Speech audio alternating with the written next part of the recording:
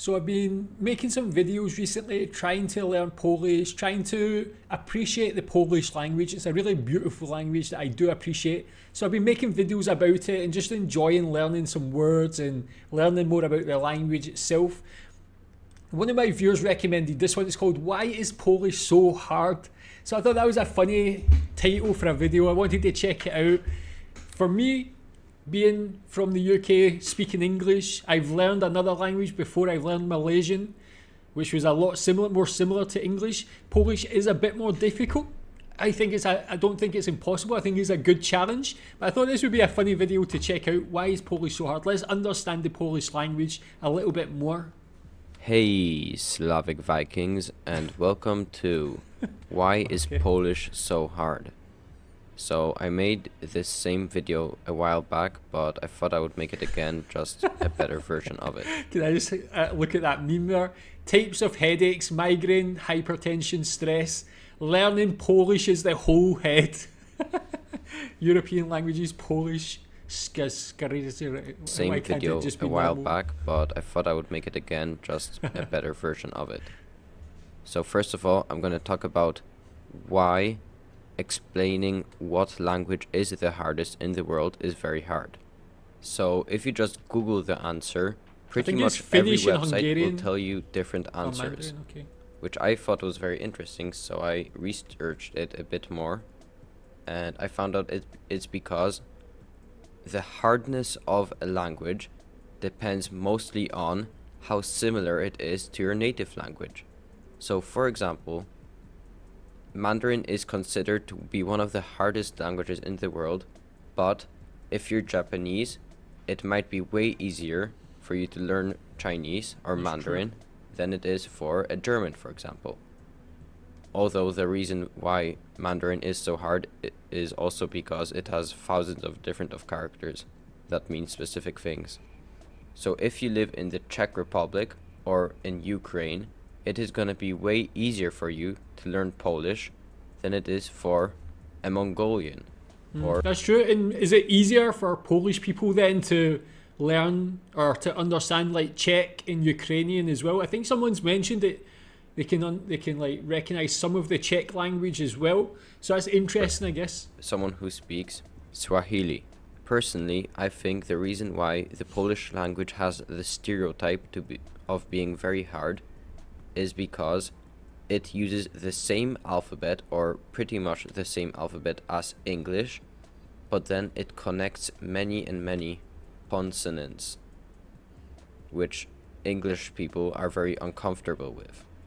And this phenomenon of many consonants being next to each other can be clearly depicted in many memes about the Polish language. Here are some examples. Before I get any deeper into Polish grammar, I would like to talk a bit about the history of the Polish language. So, what I find interesting is not since pretty recently there hasn't been a big culture around the Polish language, since most of the educated part of Poland, which was pretty high compared to other countries, were speaking Latin instead. It's only because of famous writers like Mikołaj Rej and Jan Kochanowski that the Polish language started being more respected, because the Polish language was only spoken by peasants and farm people, and then it slowly developed into a real language. What I find interesting is that Polish is a mixture of many languages. Like, for example, the word kalafior in Polish has an Italian origin. Or the word for rope in German is sznur, and then it's also that in Polish. And you have similar examples with shark, rekin in Polish, and teacher, belfer, is the same in Yiddish, because Poland used to have the highest Jewish minority in the world before you know what happened. So let's finally get into grammar. So you probably know that Polish can have hundreds of different versions of every single word. So for example, the word play. The word play in Polish is gra, And then here on screen, you can see that there are hundreds of different ways that you can say the word. So in English, for example, you would say, I play football, or you play football, or he plays football. In Poland, instead of the he and you would just change the version of the play, of the word play. And that's why it looks very confusing. And it doesn't get confusing for native Polish speakers because you just get used to it. The same way how native German speakers don't have to learn dirty das.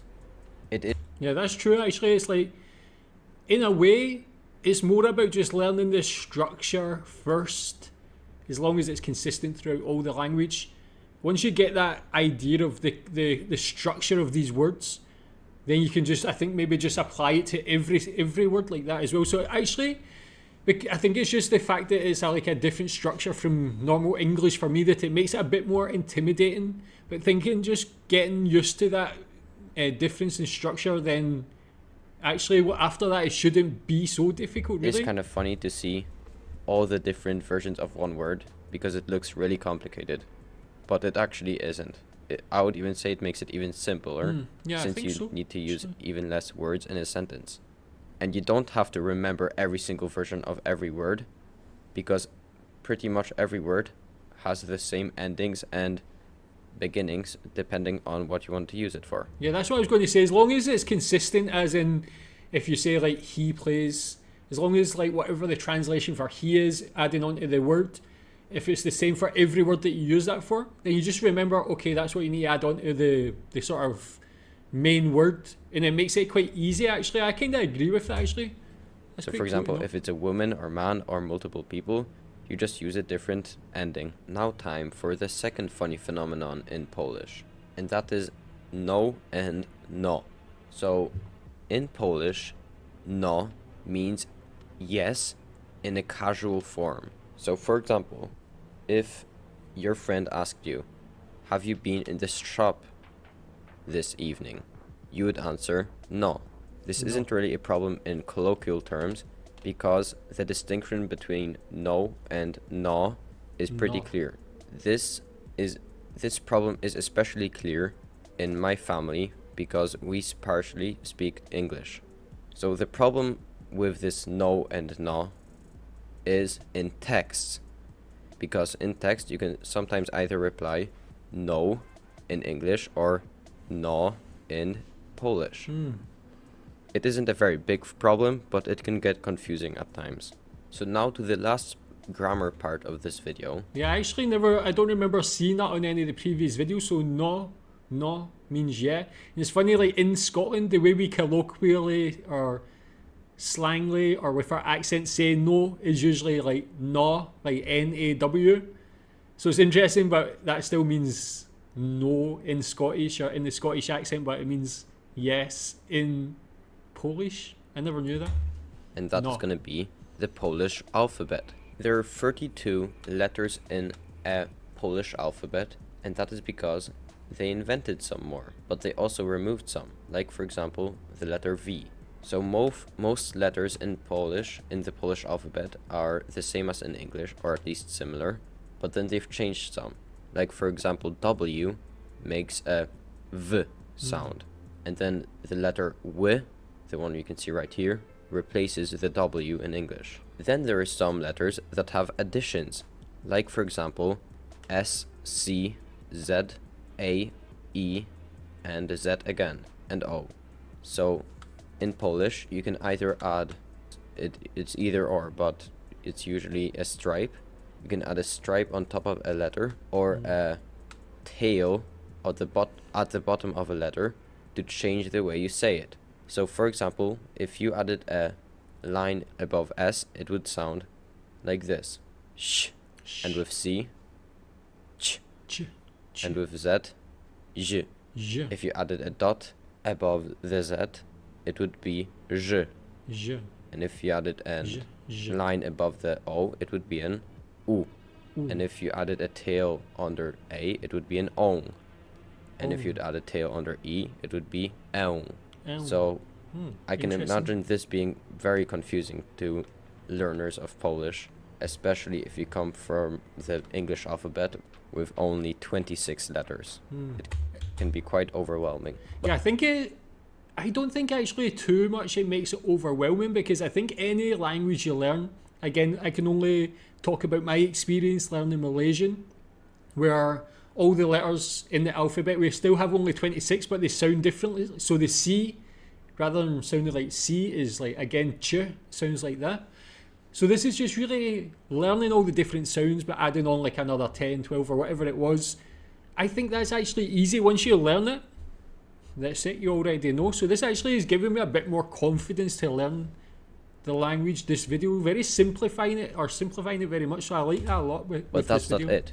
Because I would say that technically Polish has even more letters, because you can connect letters to make them sound very weird. That's true. Like, for example, if you add a Z to some letters, it totally changes the way it sounds. So if you add a Z to S, it is a sh. If you add a Z to a C, it's a ch. If you add a Z to a R, it's zh. And if you add it to a D, it's z. And then you can connect the connection with that and also the different variations of Z. So it gets even more complicated, but I won't get into that. So Polish has so many different ways to pronounce letters that it becomes very interesting when you hear a language. Now I'm going to give an example of a conversation in Polish so you can hear how it sounds. Jeśli rozumiesz to, co mówię teraz, to masz szczęście, bo jesteś Polakiem. I powinieneś być dumny, że jesteś Polakiem, bo Polska to jest bardzo fajny kraj. Bezwzględnie na to, co myślisz, Polska zdobyła dużo fajnych rzeczy. Pszczoła i chrząszcz to są owady leśne lub czasem też bywają być na łące. I to jest bardzo ciekawe. Jeśli wbijesz ołówek w pszczołę, to trzcina z niej wyleci, bezwzględnie na to, co myślisz. I może krew będzie wyglądała jak taka żółć. Bardzo dziwne rzeczy tutaj do ciebie mówię, ale na szczęście oni nas nie rozumieją, bo tylko Polacy rozumieją Polaków. Do zobaczenia. So that was a little snippet of the Polish language. Yeah, I just want to say about that, I really enjoy listening to the Polish language. I think there's something really nice and beautiful about it. Tell me about it, because it sounded like, obviously I don't know a lot of the words, so I don't really know anything he said, but I can just kind of try and listen to where the separate words are. He sounded very clear in how he was speaking, but is there any accents or dialects within Poland that are more difficult to understand? Is there any that are very easy to understand? Any places where you think people speak a very clear, like standard Polish, like any cities, any regions that are more clear than others? And any TV shows that you think are good where people just speak normally, that are good to watch to learn the language? And you can notice the giant contrast of different sounds, which I would say is the opposite of Danish, which I'm also gonna make a video soon of. I would say that Danish and Polish are extremely different, because the thing about Danish is, unless you pronounce a Danish word perfectly, a Dane won't understand you. But in Polish, you can totally demolish a pronunciation of a word and a Pole will still understand you because of the giant contrast of words. And also, many Polish words are pronounced the same way you read them. That, I think, is a big plus in the Polish language. Yeah. And is also why I like it. This video was really fun to make. Anyways, I hope you enjoyed. Favel, żegnam, and goodbye. Yeah, really enjoyed that, because it actually, watching that video really made me a bit more confident to learn Polish. Simplified it. I think once you learn the letters and how they sound, allows you to speak it when you're reading, which is important. And then finding out about that structure of the words, which I have seen mentioned on a previous video, but that one was very easy to follow, of how every word, there's a lot of different versions for each word, but they all have a meaning based on who you're speaking about or what you're speaking about. So just knowing the rules for that, I think, is very important.